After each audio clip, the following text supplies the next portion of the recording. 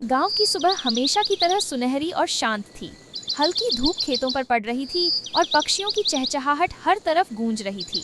अनाया अपने घर के बाहर बैठी किताब पढ़ रही थी।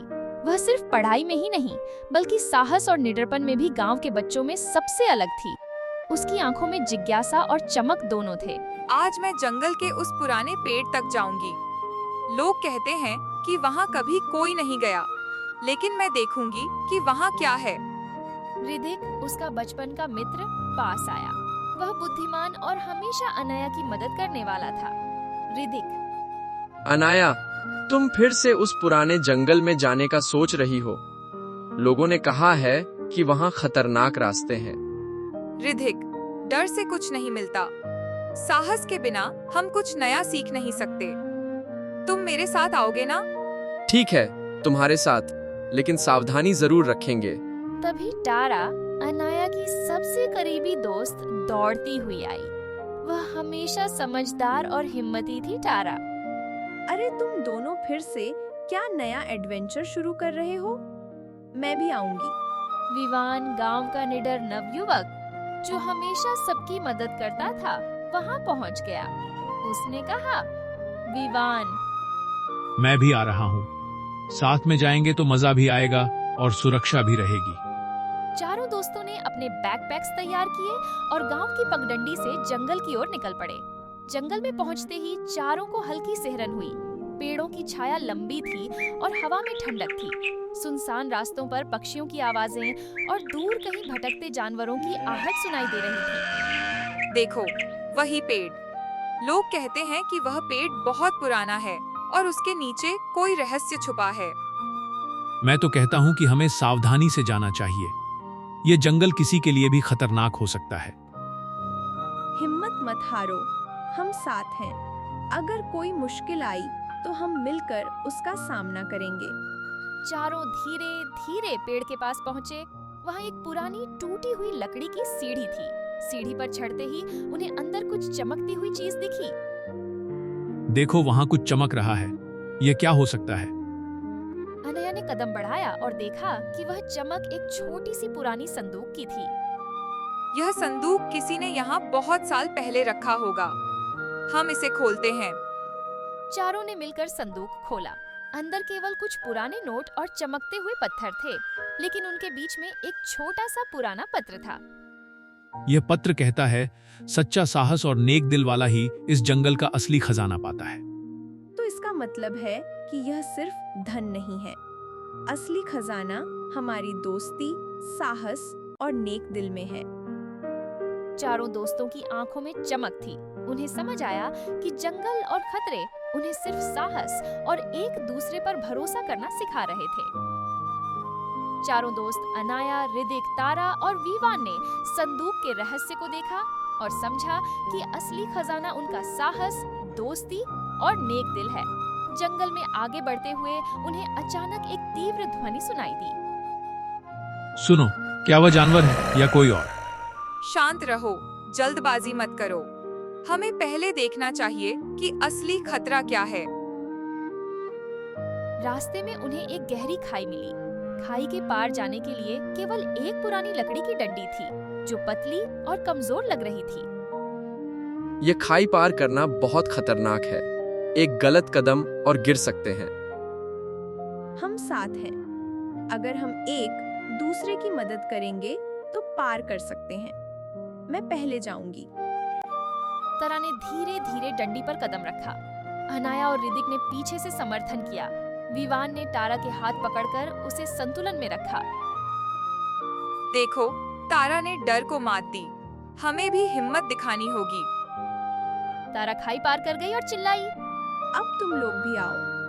डर के आगे मत भागो। चारों ने मिलकर टीम वर्क और एक दूसरे पर भरोसा दिखाते हुए खाई पार की। यह पहला बड़ा सबक था। साहस अकेले से नहीं, बल्कि दोस्ती और सहयोग से आता है। जैसे ही वे आगे बढ़े, उन्हें जंगल के बीच में एक छोटा पर भूतिया सा झरना मिला।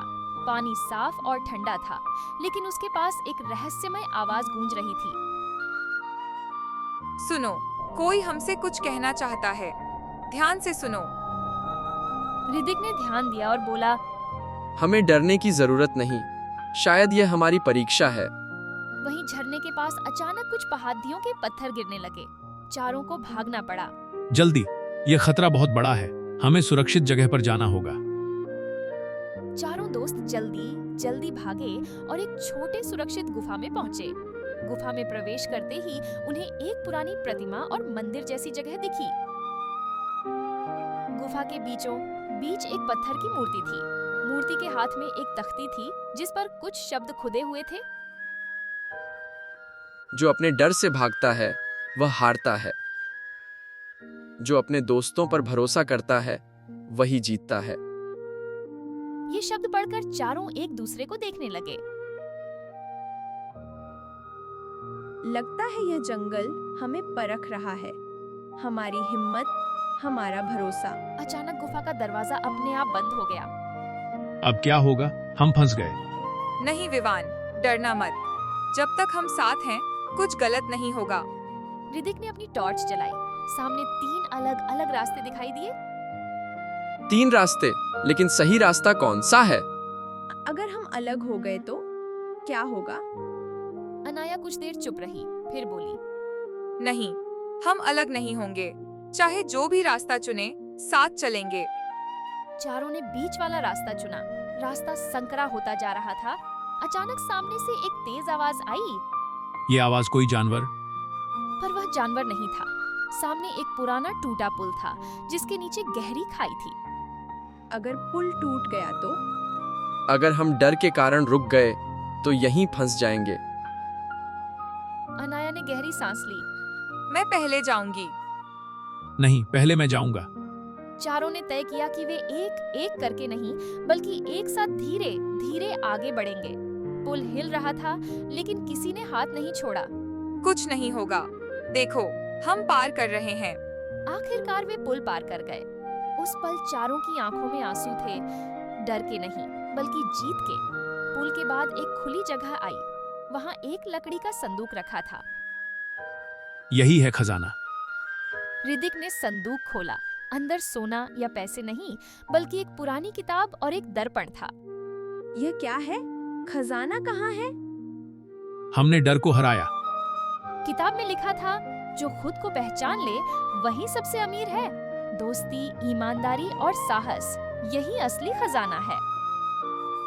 चारों ने दर्पण में खुद को देखा। आज हमें समझ आया, हम कमजोर नहीं हैं। हमने डर को हराया और एक दूसरे पर भरोसा करना सीखा। यही जीत है।